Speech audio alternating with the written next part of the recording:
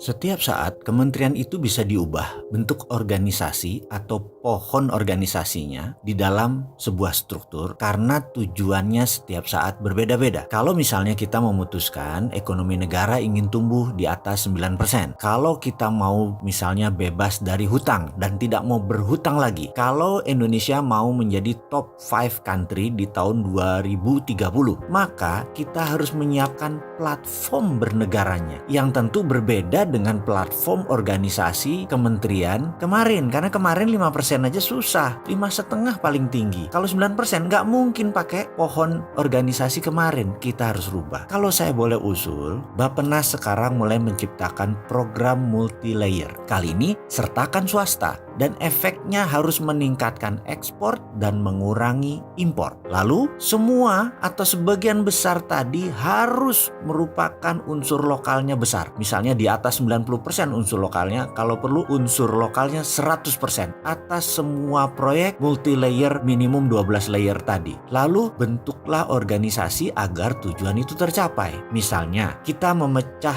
ke 3 Kemenko, 3 kementerian koordinator seperti Menko Equin, di mana Kementerian Keuangan, Menteri Perindustrian, Kementerian Perdagangan, Dirjen Pajak, UKM itu di bawah Menko Equin. Kemudian 2 lagi adalah Menko Kesra dan Menko ESDM. Menko Equin adalah Menteri Profit Center atau penghasil uang atau inflow uang masuk. Menko Kesra adalah Menteri Cost Center, semua yang cost center di bawah Kesra. Seperti pendidikan itu kan semua cost center, Menteri Agama semua itu cost center. Kemudian Menteri SDM adalah Menteri Technical Operation. Ini berbeda lagi karena dia bisa menghasilkan uang dan juga bisa spending. Lalu misalnya Kabinet Jilid 2 ini ada beberapa kantor kementerian yang ditutup. Misalnya Kementerian Daerah Tertinggal, tutup aja. Kementerian Sosial, tutup aja. Menteri Peranan Wanita, tutup aja. Kementerian Tenaga Kerja, tutup aja. Juga Kementerian Pemuda dan Olahraga, ditutup bukan berarti ditiadakan, tapi dijadikan dirjen atau jabatan eselon 1 di kementerian lain. Menteri Sosial kalau perlu langsung di bawah gubernur. Menpora di bawah Dekdikbud, Departemen Pendidikan dan Kebudayaan. Juga Kementerian Tenaga Kerja gabung aja di bawah Dekdikbud. Kenapa? Saat ini lulusan sekolah tidak bisa diserap sama tenaga kerja karena tidak ada koordinasi antar lembaga. Sekarang ini apa kebutuhan tenaga kerja? Karena di bawah satu pohon organisasi yaitu Departemen Pendidikan dan Kebudayaan, sehingga bisa nyambung, kurikulumnya nyambung dengan tenaga kerja. Zaman dulu digabung, entah kenapa toto dipisah menjadi Menteri Tenaga Kerja. Itu tidak perlu, dirjen aja tenaga kerja. Bener deh,